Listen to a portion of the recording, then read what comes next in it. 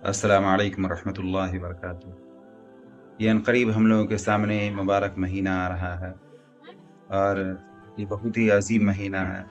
बल्कि मैं तो कहता हूँ कि मेरे भाइयों, ये रहमतों का, बरकतों का महीना नहीं, बल्कि रहमतों और बरकतों के ख़ज़ानों का महीना है। बख्शिश नहीं, बख्शिश के ख़ज़ानों का महीना है। निजात नहीं, निजात के ख़ज़ानों का महीना है। तो बहुत अजीम महीना है। इस मुबारक महीने में अल्लाह तबारक व तआला ने रोज़े को फ़र्ज़ किया है। फ़र्ज़ का मतलब ये है कि आपका मन करे या ना करे, हर हाल में आपको रोज़ा रखना है। चाहे दिल चाहे या ना चाहे, आपको हर हाल में रोज़ा रखना है। कुरान में अल्लाह ने फरमाया, या अय्युहल्लज़ीना आमनू कुतिबा अलैकुमुस्सियाम, कि हमने तुम्हारे ऊपर जो है रोज़े को फ़र्ज़ किया, जैसा कि पिछली उम्मतों पर फ़र्ज़ किया। तो इसलिए जो है हर हाल में इस मुबारक महीने के रोज़े रखें। और बहुत सारे लोग ये कहते हैं कि हमसे रोज़ा नहीं होता। भाई, समझने वाली बात है कि रोज़ा उसे ही कहते हैं कि जो नहीं हो रहा है तब भी हम रख रहे हैं। प्यास बर्दाश्त नहीं हो रही है तब भी प्यास को बर्दाश्त कर रहा है। भूख नहीं बर्दाश्त हो रहा है तब भी भूख को बर्दाश्त कर रहा है। इसी का तो नाम रोज़ा है। और भूख ही ना लगे, प्यास ही ना लगे तो फिर रोज़ा आखिर कहेंगे किसको? दूसरी चीज़ ये है कि इस मुबारक महीने में तरावी भी है। तरावी का भी खूब एहतमाम करें।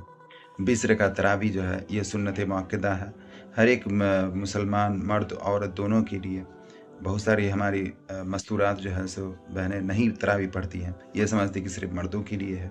नहीं, जैसे मर्दों के लिए तरावी ज़रूरी है, वैसे ही जो है सो आप लोगों के लिए तरावी ज़रूरी है। जैसे मर्दों के लिए तरावी छोड़ना गुनाह है, वैसे ही आप लोगों के लिए भी तरावी छोड़ना गुनाह है। तो इसलिए तरावी का खूब एहतमाम करें। और तरावी जैसे मर्द हज़रात पढ़ते हैं, इशा में 4 सुन्नत, 4 फ़र्ज़ के बाद 2 रकात सुन्नत, 2 रकात नफ़िल पढ़ने के बाद 20 रकात तरावी पढ़े। और उसके बाद जो है 20 रकात तरावी पढ़ने के बाद 3 रकात वित्र पढ़े। 20 रकात तरावी के बारे में हदीस में आया है और हदीस में बाज़ाब्त मौजूद है कि हमारे नबी करीम सल्लल्लाहु अलैहि वसल्लम ने जो है तरावी 20 रकात पढ़ी है। बहुत सारे लोग, बहुत सारे भाई हमारे ये कहते हैं कि तरावी जो है वो 20 रकात साबित नहीं है, ज़ईफ़ हदीस है। मेरे भाइयों, एक बात समझने की है कि ज़ईफ़ हदीस का मतलब भी हदीस होता है। ये नहीं कि ज़ईफ़ हदीस जो है वो झूठी हदीस हो गई। तो किसी चीज़ के सबूत के लिए ज़ईफ़ हदीस का भी होना काफ़ी है। तो इसलिए, और दूसरी चीज़ ये है कि सारे तमाम सहाबा ने तरावी पढ़ा है। किसी सहाबी ने जो है सो 20 रकात से कम तरावी किसी ने नहीं पढ़ा। और सहाबा से लेकर के अब तक जो है उम्मत में अक्सर जो है सो इसका एहतमाम रहा है 20 रकात तरावी पढ़ने का। और मस्जिद नबी में, मस्जिद हराम में हमारा नबी करीम सल्लल्लाहु अलैहि वसल्लम ने तो पढ़ाई। और उसके बाद जो है सहाबा के ज़माने से लेकर के उमर फ़ारूक रज़ियल्लाहु अन्हु के ज़माने से लेकर के अब तक जो है मस्जिद हराम में, मक्का शरीफ में और मदीना शरीफ में 20 रकात तरावी मुकम्मल हो रही है। तो इसलिए जो है सो इसका हम सबको एहतमाम बहुत ज़्यादा ज़रूरी है। और इसके बड़े फ़ज़ाइल बयान किए, कहा गया कि तरावी के रकात की बात नहीं, एक-एक सजदे में कई-कई लाख नेकियां अल्लाह तबारक व तआला अता फरमाता है। तो इसलिए जो है सो इसका एहतमाम करें। और अगर मस्तूरात को, अगर औरतों को अगर पूरे 10 सूरा से पढ़ी जाती है तरावी, तो 10 सूरा अगर ना याद हो, जितने सूरा याद हो, 2 सूरा याद हो, 2 ही सूरा से आप पढ़ें। लेकिन जो है सो हर हाल में तरावी पढ़ने की कोशिश करें। ये छोड़ना बहुत बड़ा गुनाह है। और इसी तरीके से ये कहा गया कि रोज़े में क्या कहते हैं, अपने जो ग़ुलाम हैं, जो ख़ादिम हैं, उनका जो है सो बोझ हल्का कर दे। तो इसका भी हमें ख़्याल रखना है कि अगर हमारे घर में अगर कोई रोज़ेदार है, काम करने वाली हैं, या हमारी दुकानों में काम करने वाले हैं, तो उनके काम को हल्का कर दें आप। अल्लाह तबारक व तआला इसका बहुत बड़ा अजर आपको अता फ़रमाएगा। अगर हो सके तो एकाक जो है सो, घर में काम करने वाली है तो एकाक का इज़ाफ़ा कर ले, एकाक बढ़ा ले, ताकि उनका काम हल्का हो जाए। दुकान में एकाक आप स्टाफ़ बढ़ा लें ताकि उनका काम हल्का हो जाए। हाँ, शर्त ये है कि वो रोज़ेदार हो। रोज़ा ना रखे तो फिर बात ही ख़त्म है। और इसी तरीके से आज मस्तूरात को, औरतों को जो है क्या है कि घर में भी उनको भी जो है सो बाज़ घरों में नौकरानी की तरह, ग़ुलामों की तरह काम कराया जाता है। इसका भी हम सबको, मर्दों को एहतमाम, इसका ख़्याल रखना चाहिए कि अगर हो सके तो रमज़ान भर के लिए आप किसी काम करने वाले को जो है सो रख लें।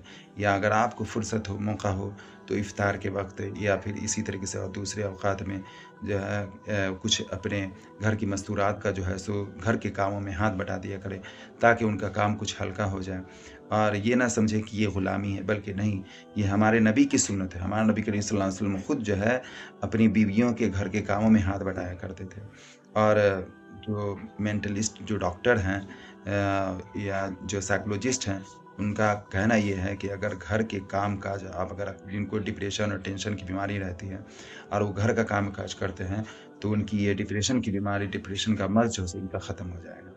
تو اس لیے جو ہے سو اپنی عورتوں کے بھی رمضان میں کاموں میں تھوڑا ہاتھ بٹا دیا کرے، افطار کے وقت بہت زیادہ وہ پریشان ہو جاتی ہیں، تو اس طرح ان سب چیزوں کا خیال رکھیں۔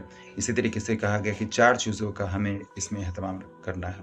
ایک تو کلمے کا، دوسرا استغفار کا، یعنی چلتے پھرتے اٹھتے بیٹھتے جو ہے کلمہ اپنا پڑھتے، لا الہ الا اللہ محمد رسول اللہ، لا الہ الا اللہ وغیرہ، اس کا جو ہے سو اہتمام کریں۔ اور دوسرا استغفار کا مطلب ہوتا ہے استغفر اللہ ربی من کل ذنب واتوب الیہ، استغفر اللہ ربی من کل ذنب واتوب الیہ، اس کو بھی جو ہے سو خوب پڑھیں، ہے کہ نہیں۔ اس کے بعد تیسری چیز جو ہے وہ جنت کی دعا ہے، جنت الفردوس کی، اللہ سے خوب دعا کریں کہ اللہ ہمیں جنت الفردوس میں جگہ عطا فرما۔ اس کے بعد دوزخ سے بچنے کی، عذاب دوزخ سے نجات کی دعا، اس کے لیے بھی جو ہے دعا کریں۔ تو یہ 4 چیزوں کے بارے میں ہمارے نبی صلی اللہ علیہ وسلم نے فرمایا کہ اس کا اہتمام کریں۔ اس کے علاوہ اس مہینے میں ہر ایک فرض کا ثواب 70 گنا بڑھا دیا جاتا ہے، اور نفل کا ثواب آپ کو فرض کے برابر کر دیا جاتا ہے۔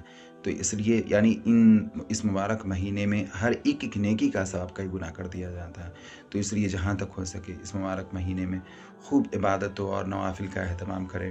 آپ سورج نکلنے کے بعد جو ہے 4 رکعت اشراق کی نماز پڑھ لیں، اس کے بعد 1.25 گھنٹے 1.5 گھنٹے بعد 9 بجے کے بعد آپ چاشت کی نماز پڑھ لیں، کم سے کم 4 رکعت پڑھ لیں، 10 تک آپ پڑھ سکتے ہیں، نفل کی نیت سے بھی پڑھ سکتے ہیں آپ۔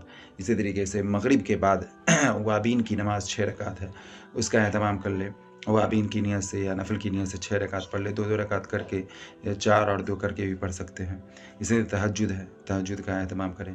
اچھا، اسی طریقے سے اس بات کا بھی ہمیں خیال رکھنا ہے کہ سحری جو کھائیں، سحری حلال میں کھائیں۔